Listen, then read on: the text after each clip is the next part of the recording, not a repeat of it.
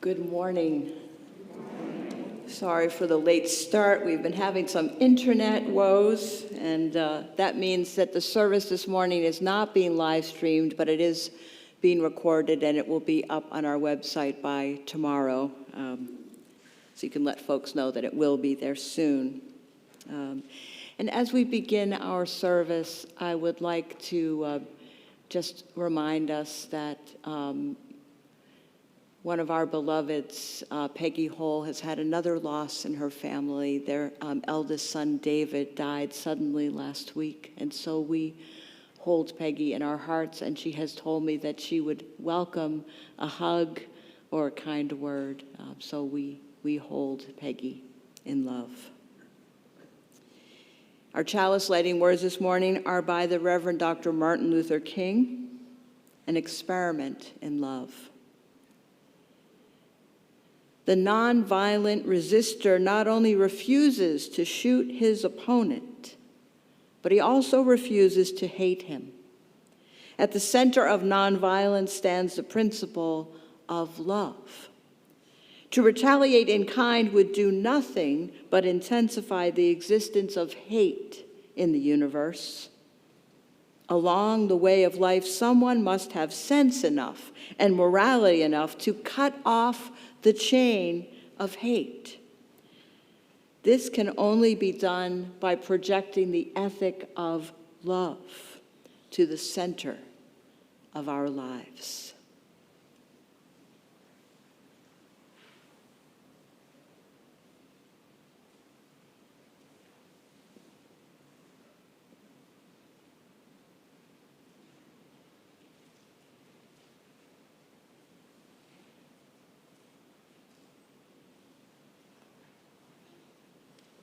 Well, good morning. Muy buenos días. My name is Marshall Voigt. I'm the music director here at the congregation, and it's my pleasure to invite you to rise in body or spirit and sing with us hymn number 1 from the hymnals. From the gray hymnal. If you'd like it, the words, of course, will be up on the screens.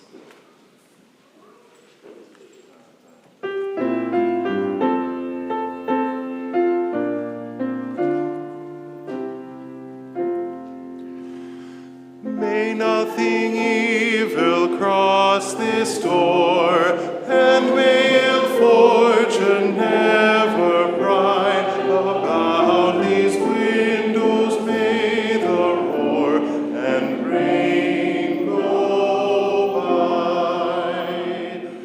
By faith made strong, the rafters will withstand the battering of the storm.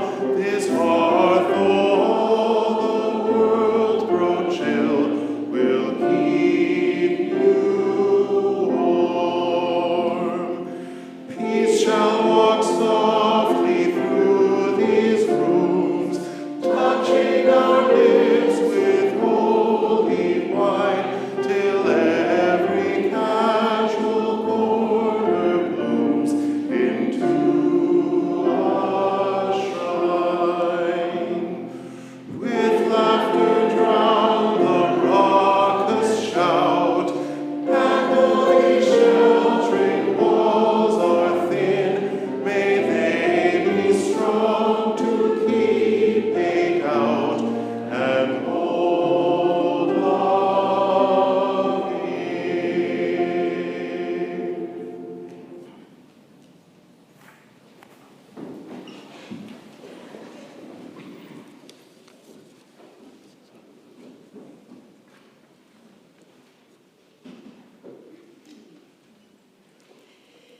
And again, I say good morning and welcome to the First Unitarian Universalist Church of San Diego, where we worship each Sunday in the South Bay, in Hillcrest, and online. Buenos días y bienvenidos a la primera Iglesia Unitaria Universalista de San Diego, donde adoramos cada domingo en el South Bay, en Hillcrest y en línea. I am the Reverend Justine Sullivan, and I use the pronouns she and her. A special welcome to those of you who are here for the first time or the first time in a while. We invite you to fill out a welcome card that you'll find in your order of service. Me llamo Tony Bianco y uso el pronombre él. Una bienvenida muy especial a todos que están con nosotros por primera vez. Les extendemos la invitación de rellenar el formulario en el orden de servicio. Our community is a vital, diverse, multi-generational congregation without borders, with a mission to create community, nurture spiritual growth, and act on our values to help heal the world. Somos una congregación compuesta de personas de distintas identidades racializadas y culturas, personas de diversas orientaciones sexuales e identidades de género, personas de varias habilidades mentales y físicas. We are creators of community and compassion, and though we can fall short, we are committed to practicing an affirming welcome to all. Con espíritu de reverencia, reconocemos que nos juntamos esta mañana en la tierra de los Kumeyaay, quienes continúan viviendo en todo su territorio. Al emprender este viaje juntos, mantengamos en nuestros corazones y mentes el pueblo Kumeyaay. In a spirit of reverence, we acknowledge that we gather this morning on the land of the Kumeyaay, who continue to live throughout their territories. May the light of this candle shine for our commitment to the Kumeyaay people and to justice and equity for Indigenous people everywhere.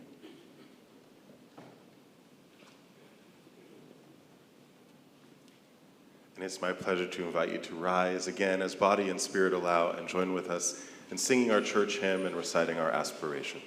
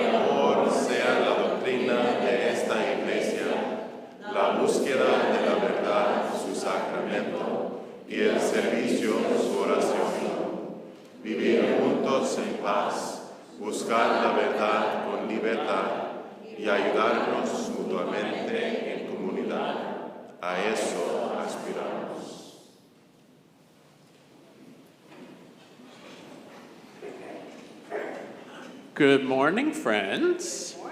I'd like to invite any of the children or youth who would like to come up and join me for our time for all ages. Oh, here comes somebody. Hi.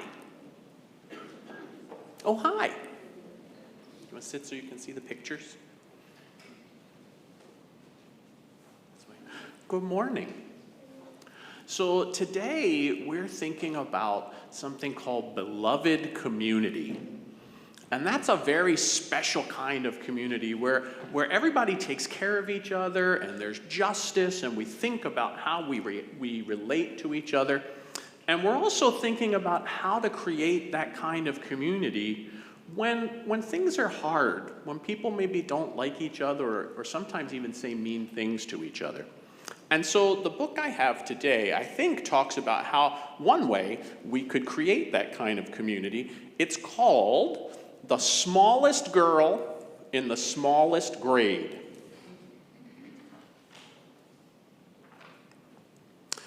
Hardly anyone noticed young Sally McCabe. She was the smallest girl in the smallest grade. Sure, her name could be heard in the daily roll call, and she marched with her books down the same school hall, but hardly anyone noticed young Sally McCabe. And they certainly didn't know, or at least didn't mention, that Sally was paying super extra special attention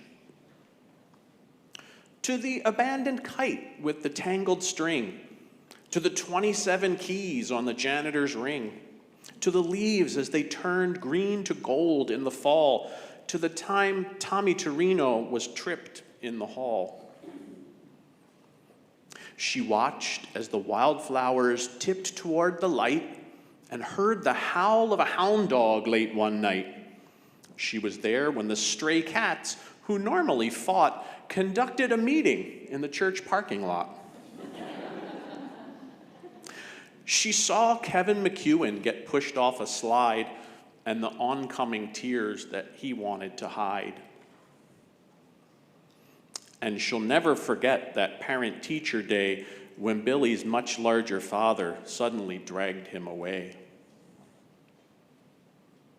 But through all the mean words and all the cold stares, no one even noticed that Sally was there. And they certainly didn't know, or at least didn't mention, that Sally was paying super extra special attention. She'd seen how a whisper could make someone cower like a bulldozer crushing through fields of wildflowers. And it kept piling up, this discarded debris, those beautiful kites tangled in trees. So, on February 3rd at 11:29, Sally stepped straight out of the lunchroom line. She said, "I'm tired of seeing this terrible stuff. Stop hurting each other. This is enough." Now, a few laughed out loud or didn't care that there was some girl with her hand in the air. But then something super extra special happened that day as Howard O. Henry suddenly set down his tray. Like waves rolling in one after another, first Molly rose up, then Michael's twin brother.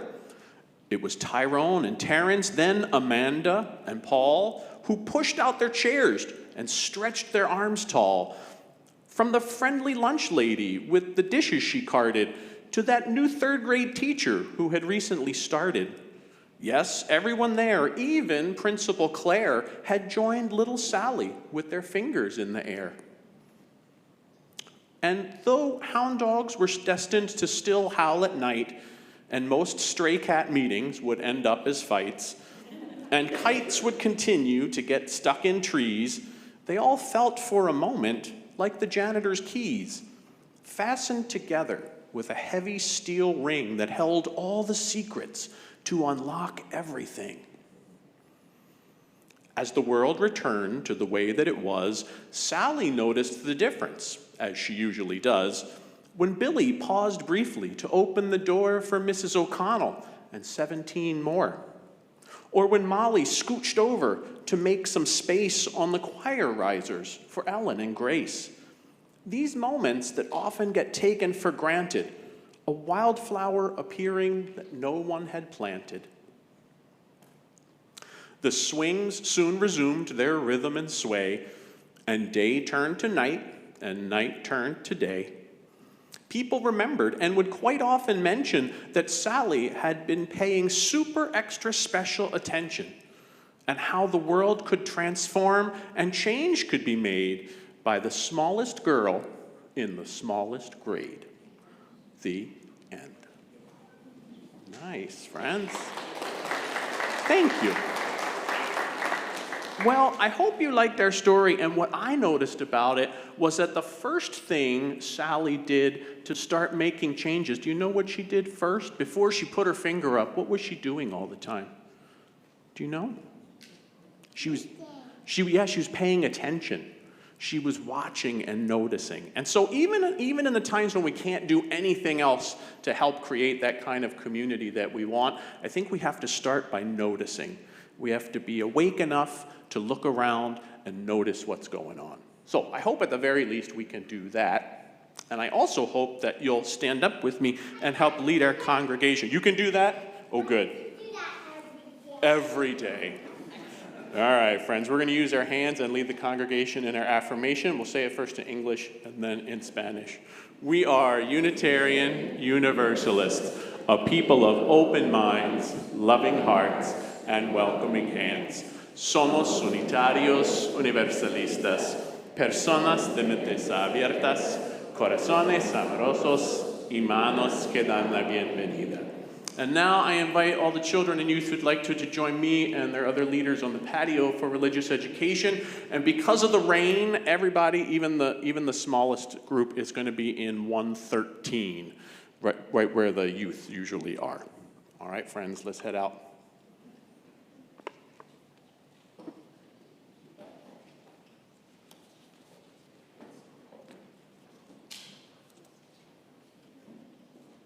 A few announcements. Every week here at Hillcrest, we have a pastoral care minister available to listen to whatever might be on your heart. We could use one right now, maybe. And this morning's lay minister is Marianne. She's wearing a colorful scarf, and here she is there. She'll be available on the patio after worship. We will be hosting the Interfaith Homeless Shelter the weeks of March 10th through the 24th.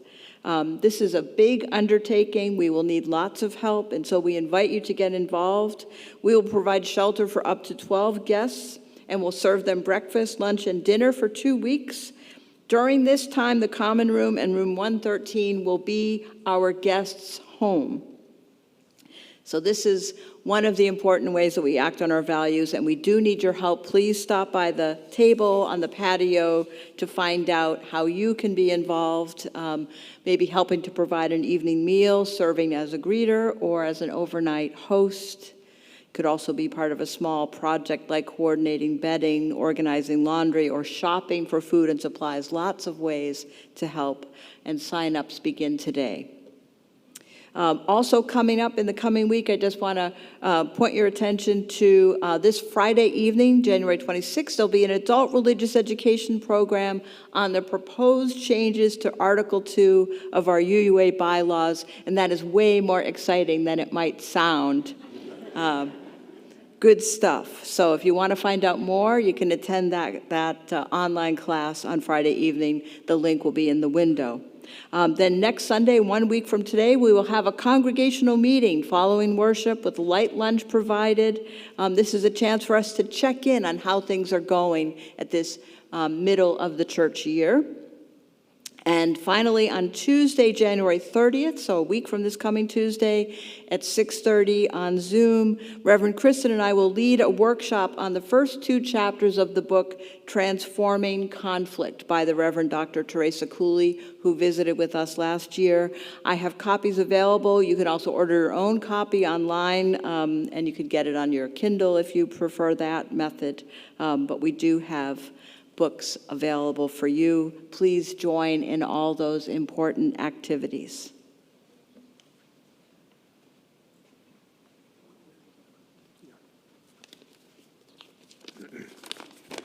Good morning. One way that we live our values is to share our offering with other groups that are doing justice. And in January, we give our offering to other Unitarian Universalist groups that need our support. This week, our offering will be shared with Camp de Benneville Pines. And to tell us more about this, the fund drive that's going on there, here's Pat Gordon, president of the De Benneville Board. Sorry. Thanks, John. I look out and I am so glad to be here at First this morning. So many people I know and love. I miss so many of you, and it's good to be back here in this beloved community with you once again. I'm here to report that 2023 camping year was a success as we move towards running with a balanced budget where revenues cover expenses. I also want to report that Jenks Lake is full again and is open to water activities. Just like the lake's need for water, drip by drip the basin fills, or for camp, dollar by dollar we thrive. The camp has seen attendance continue to rise since its reopening. I think last year people were somewhat apprehensive about camping. COVID was still very much in everyone's minds. Maybe even it is now too. But we have been very fortunate at camp that we have not had any super events or any COVID that spread rapidly or anything like that. So it heartens me that we must be doing something right when we're up there. So we're coming to a close of our Bear Hug campaign, which was to raise 100,000 matching dollars in order to raise 200,000. The gifts can be matched until the 31st of this month, so this particular week is in the middle of it, and there are still dollars available to match. And I want to thank everyone who pledged this year. Many are members of First UU, and otherwise, I don't know how a nonprofit concern could keep afloat and strive to balance books at all right now. We're so very close to achieving our $100,000 match, and I heard that we are at this writing, which was probably about 7 days ago, $10,000 were remaining. So the gifts we receive go mainly to offset fixed costs of running the camp, and as John mentioned, to improve our erosion control since our fire, and to make the necessary repairs when things are breaking, and sometimes those repairs are costly, and to provide scholarships to any camper who needs assistance. And that is like where my heart is, because your giving helps us to keep camping fees as low as possible. I dream that all youth who want to go to camp will have Camp De Benneville Pines in their future. Thank you so much for giving me this opportunity for keeping Camp De Benneville Pines near to you in your hearts with this generosity offering. I'm a kid at heart, and I know how much I love going to camp and how much our children and families love going there too. It's still very true that our hearts are up in the mountains, amongst the Jeffreys and the Ponderosas, up at Camp De Benneville Pines. You may donate this morning by using the dip jar back there, or if you're online, then please go to uusandiego.org/donations and make your contributions there. Thank you very much, and your offering is very much appreciated this morning. So just to be clear, whatever we give this morning will be matched? Will be Yes. doubled? Yes. Wow, so I just happen to have a $50 bill in my wallet, and I am going to give this. So please give generously, and let me just plant a seed. The weekend of May 31st is our weekend to have all church camp. Let's go and have a great time, and let's support De Benneville Pines. Thank you so much.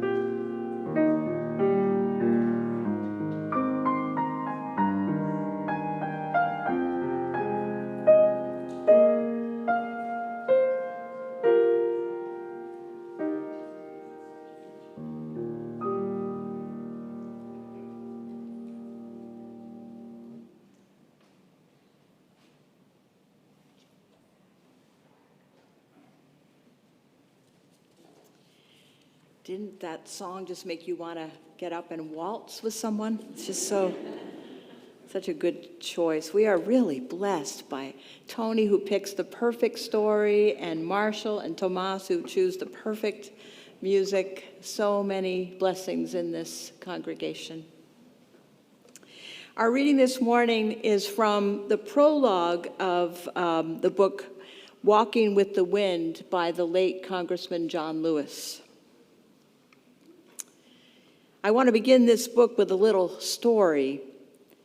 It has nothing to do with a national stage or historic figures or monumental events. It's a simple story, a true story about a group of young children, a wood frame house, and a windstorm. I was 4 years old at the time, too young to understand that there was a war going on over in Europe and out in the Pacific as well.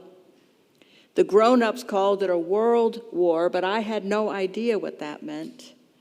The only world I knew was the one I stepped out into each morning, a place of thick pine forests and white cotton fields and red clay roads winding around my family's house in our little corner of Pike County, Alabama. On this particular afternoon, it was a Saturday, I'm almost certain, about 15 of us children were outside my Aunt Saniva's house playing in her dirt yard. The sky began clouding over. The wind started picking up. Lightning flashed far off in the distance. And suddenly I wasn't thinking about playing anymore. I was terrified. I had already seen what lightning could do. I'd seen fields catch on fire after a hit to a haystack. I'd watched trees actually explode when a bolt of lightning struck them, the sap inside rising to an instant boil, the trunk swelling until it burst its bark. The sight of those strips of pine bark snaking through the air like ribbons was both fascinating and horrifying. Lightning terrified me, and so did thunder. My mother used to gather us around her whenever we heard thunder, and she'd tell us to hush, be still now, because God was doing God's work. But my mother wasn't with us on this particular afternoon. Aunt Sunniva was the only adult around, and as the sky blackened and the wind grew stronger, she herded us all inside. Now, her house was not the biggest place around, and it seemed even smaller with so many children squeezed inside. Small and surprisingly quiet. All of the shouting and laughter that had been going on earlier outside had stopped. The wind was howling now, and the house was starting to shake. We were scared. Even Aunt Sunniva was scared. And then it got worse. Now the house was beginning to sway. The wood plank flooring beneath us began to bend, and then a corner of the room started lifting up. I couldn't believe what I was seeing. None of us could. The storm was actually pulling the house toward the sky with us inside it. That was when Aunt Sunniva told us to clasp hands. Line up and hold hands, she said, and we did as we were told. Then she had us walk as a group toward the corner of the room that was rising. From the kitchen to the front of the house we walked, the wind screaming outside, sheets of rain beating on the tin roof. Then we walked back in the other direction as another end of the house began to lift. And so it went, back and forth. 15 children walking with the wind, holding that trembling house down with the weight of our small bodies. More than half a century has passed since that day, and it has struck me more than once over those many years that our society is not unlike the children in that house, rocked again and again by the winds of one storm or another, the walls around us seeming at times as if they might fly apart. It seemed that way in the 1960s, at the height of the civil rights movement, when America itself felt as if it might burst at the seams. So much tension, so many storms. But the people of conscience never left the house. They never ran away, they stayed. They came together and they did the best they could, clasping hands and moving toward the corner of the house that was the weakest. And then another corner would lift, and we would go there. And inevitably, the storm would settle, and the house would still stand. But we knew another storm would come, and we would have to do it all over again, and we did. And we still do, all of us, you and I. Children holding hands, walking with the wind. That's America to me, not just the movement for civil rights, but the endless struggle to respond with decency, dignity, and a sense of brotherhood to all the challenges that face us as a nation, as a whole. That is the story and essence of my life, of the path to which I've been committed since I turned from a boy to a man, and to which I remain committed today. It is a path that extends beyond the issue of race alone and beyond class as well, and gender, and age, and every other distinction that tends to separate us as human beings rather than bring us together. That path involves nothing less than the pursuit of the most precious and pure concept I have ever known, an ideal I discovered as a young man and that has guided me like a beacon ever since. A concept called the beloved community. Here ends our reading.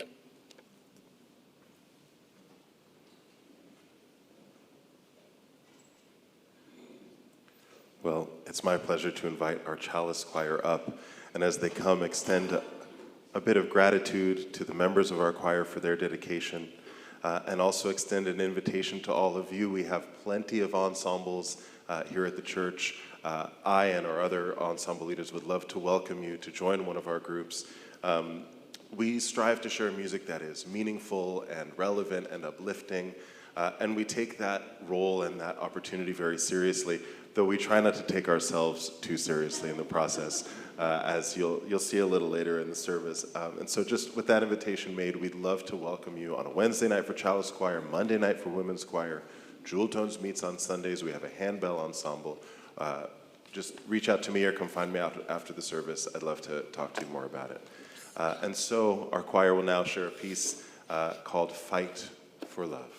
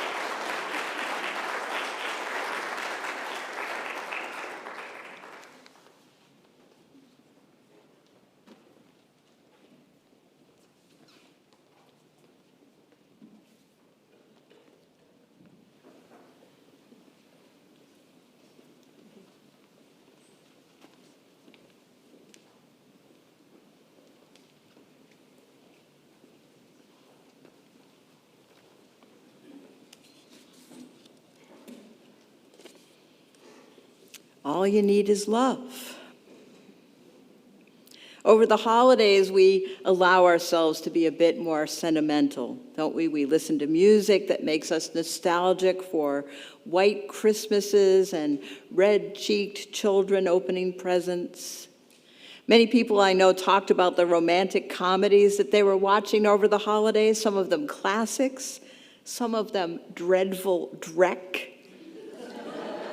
frankly, that we would only let ourselves watch during the holiday season.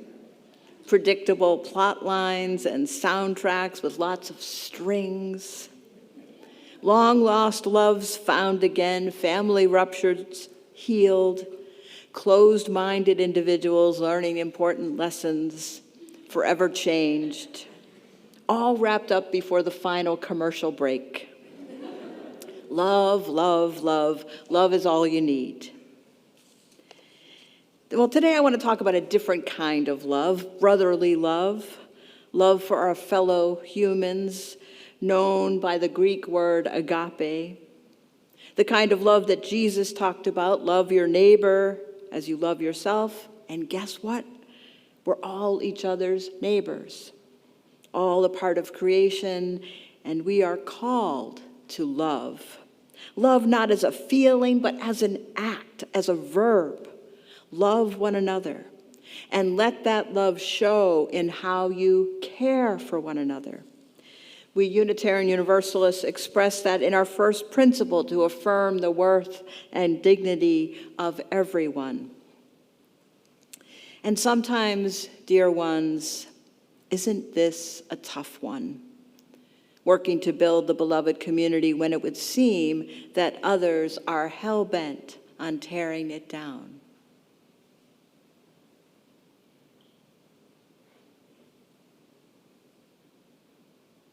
You can just imagine. There we go.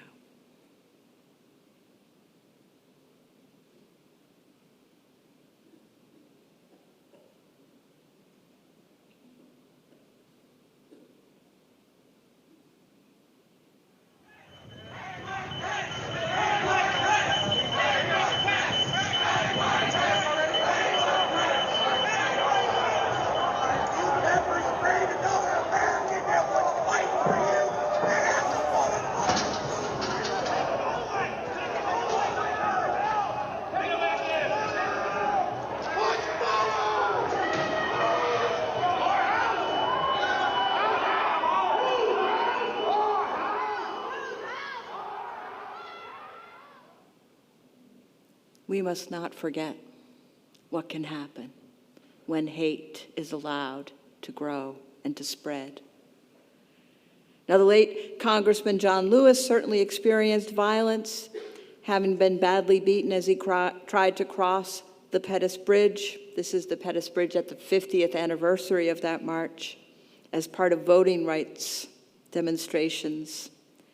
And the Reverend Dr. Martin Luther King certainly witnessed and experienced great cruelty and violence before his assassination. Inspired by the struggle for independence won in India through the use of nonviolence, Dr. King encouraged his followers to grapple with the contradictions inherent in a country which claimed to love justice and freedom and yet tolerated injustice and mistreatment of large portions of its people. And we spent time last week hearing Dr. King's words written to so-called white liberals. There are some things to which we ought to be maladjusted, King wrote. Some things are unacceptable. Now, he doesn't tell the folks suffering the ills of racial oppression to simply bear it, to wait for another day. He calls them to rise up, but not with weapons of war, but with love. Love for each other, love for themselves, love even for those who hate them. King said the way of violence leads to bitterness in the survivors and brutality in the destroyers. But the way of nonviolence leads to redemption and the creation of the beloved community. Martin Luther King borrowed the term beloved community from the 20th century philosopher Josiah Royce. who saw beloved community as an ideal to strive for, a loyalty by an individual to a community. So beloved community is the lived expression of agape, of deep and abiding love for each other. In ancient times, if two people met each other while traveling, they would introduce themselves by listing all of their ancestors. They did this in the hope of uncovering a shared ancestor, which would mean that this new person could be trusted as part of us, part of our tribe. If a person was found to be outside of the tribe, they were seen and dealt with as an enemy, a potential competitor for scarce resources. At times in our human history, evildoers have used that fear of the stranger and worry about scarcity to fan the flames of hatred. And of course, that is what we're seeing now, isn't it? I believe that what the former president and his followers continue to do, exploiting fear and encouraging his followers not to love their neighbor, but to define anyone who opposes him as an enemy. And frankly, I am struggling with feeling love for those who have caused such harm. And I mean to keep struggling. But you know what? There is even more important work to be done right here. I can forgive myself for holding some resentment toward those who have caused much suffering, but I believe there are opportunities for me and for all of us to reach across what separates us from people that we ought to be in relationship with. Back in November of 2020, shortly before the last presidential election, I went home to Massachusetts to be with Dale and to vote. This was during the height of the shutdown during the pandemic. We were all masking. I was serving our UU congregation in Brunswick, Maine, but Massachusetts was still my permanent residence and where I was registered to vote. And I had an absentee ballot, but I wanted to place it in that box myself. So I went home to do that. And I had the Sunday off from preaching, and it was Sunday morning around 7:30. I was luxuriating and being able to stay in bed a bit longer than usual because Dale got up with Callie. And as I was lying there, I heard Dale talking with a man. I couldn't quite make out the topic, but I assumed it must be my brother-in-law who lives nearby. I went back to sleep. And then a few minutes later, Dale came into the bedroom and said that a police officer was here and wanted to talk with us both about a neighbor's lawn sign that had gone missing in the night. And he thinks we took it? Apparently. Now, we lived in a 50s-style neighborhood. That's our backyard. There were some deer in the backyard. A quiet street with every ranch house kind of like every other. Our neighbor 3 doors down had an impeccable yard, neatly trimmed grass, and in the middle of his front yard, a landscaped area with beautiful color, bulbs in the spring, mums in the fall. And in the middle of that cultivated natural beauty, a Trump sign and a flag with the blue and black stripes for the police. And we had recently put a Black Lives Matter sign in our yard, and that may be why we were the likely suspects when our neighbor's sign went missing. The officer was very young and polite, wearing a mask, and he declined to come inside even though it was freezing out, and he was wearing short sleeves and no jacket, and as he parted from us, I couldn't help but call out like an auntie, "Where's your jacket?" As I was explaining to Miss Hall, he said, "Your neighbor was up in the night around 1 a.m. and he saw 2 figures taking his sign. He ran outside after them, but they got away." And he said it was a tall lady and a short lady. And he looked inside your house and he thought he saw a light on, but then he said he didn't. Now, we were long in bed at 1 a.m. And besides, we would not go onto his property to take his Trump sign. We'd been his neighbors for 30 years. Okay, the police officer said, well, you didn't do it, but just so you know, he doesn't want to press charges. He just wants his sign back and an apology. Crime of the century. He mentioned our Black Lives Matter sign and the no justice, no peace sign in my car window, and the fact that he saw two females running away that led him to suspect us. We went back and forth like this for a while, Dale and me professing our innocence, the officer politely stating the neighbor's wish to have his property returned. What a lot of attention this sign theft was getting, I thought. The crime of the century. It felt awful to be accused, and how to resolve this, how to prove that you didn't do something that someone is convinced he saw you do. We walked down to the neighbor's house and rang the doorbell. They woke me up, I'm gonna wake them up. The wife came to the door in her robe, no mask. The husband lingered in the background and then disappeared. We explained that the police had just knocked on our door at 7:30 in the morning to say that someone had stolen your Trump sign and that you think it was us. Well, it wasn't the Trump sign, it was the Blue Lives Matter sign, but he said he saw a tall woman and a short woman. He hasn't been well, my husband. He just had surgery on his lung, and her voice dropped off. I looked her in the eye, made eye contact, and said, we have lived here for 30 years. We are your neighbors. We might see some things differently from you, but we would not do this. We would not come onto your property in the middle of the night and take your sign. For a second, I thought she believed me, seemed moved by my sincerity and my obvious upset. But then she said, we don't want to press charges. We just want the sign back. We have a camera, but it wasn't working last night. We walked back home, dejected. We called our neighbor Marie across the street to let her know why a police officer had been at our door. Dale could see her peeking out from her blinds. She laughed at the story, picturing us running around in the middle of the night to steal a sign. She offered to serve as a character witness. Throughout the day, we tried to process this by kind of poking fun, but it still felt awful. Hey, tall lady. Hey, short lady. The next morning, the officer returned. He had an update. Another neighbor's camera picked up two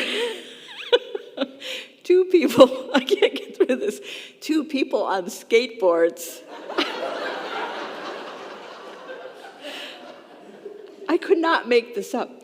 Two people on skateboards around that time. On skateboards at 1 a.m. So we're in the clear, asked Dale. The officer smiled slightly. Yes, it just didn't fit.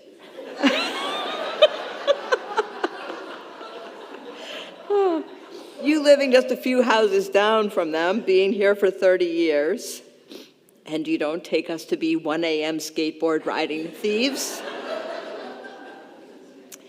Dale and I had a good laugh, and we used snarky comments to deal with the lingering bad feeling. Well, I guess we should stick around today so that our neighbor doesn't miss us when he comes to apologize. Yeah, right. And then later that day, Dale was in the kitchen, and she saw a man walking toward our front door. No mask. It was him, the neighbor. She opened the door. I think you know who I am. Yes, but I don't know your name. I'm Richard, and I made a terrible mistake. I knew the next morning that I'd gotten it wrong, and I am sorry. They spoke for a bit, made a connection. I wish I could give you a hug, he said. This gives me hope. A Trump supporter had made up his mind about us, and we had made up our minds about him. He knew that we had done it, and yet something shifted even before the skateboarding video came to light. He realized that he had gotten it wrong, and he didn't cover it up, didn't double down on the lie. He acknowledged his mistake and apologized, and in that moment, we saw each other's humanity. He seemed so sick and frail, and he just wanted people to leave his signs alone. This is how we change the world, beloveds, one person, one encounter at a time. Change is possible. We can choose to do this differently. So let's join hands and move to where the trouble is, move to where the hurting is with all who will join us. Therein lies the beauty, the love, the peace, the joy, the hope. The beloved community is not an actual place, and in a sense, we will never arrive there because there will always be more we can do. But we do get glimpses of it, and there is beauty and even joy in the striving. There will probably always be folks like the ones who stormed the Capitol on January 6th. I think it's no accident that just as the world was beginning to grow more inclusive, more just, those who worry, right, that if those on the margins are invited inside into the circle, there will be less for them. And so they use fear and hatred as tools to try and dismantle the more beautiful world that is emerging. We cannot let them win. We cannot let hate win. Don't let the ones who would divide us tell us who we're supposed to welcome, who we're supposed to love. All are welcome in this community of faith, all who love their neighbor, all who seek justice, all who are willing to grapple with the difficult questions in faithful ways to help bend the moral arc toward justice, to create more love, more beauty, more peace. And the greatest of these is love. Let us sing together our closing song, hymn number 95, There is More Love. And you're invited to rise in body or in spirit.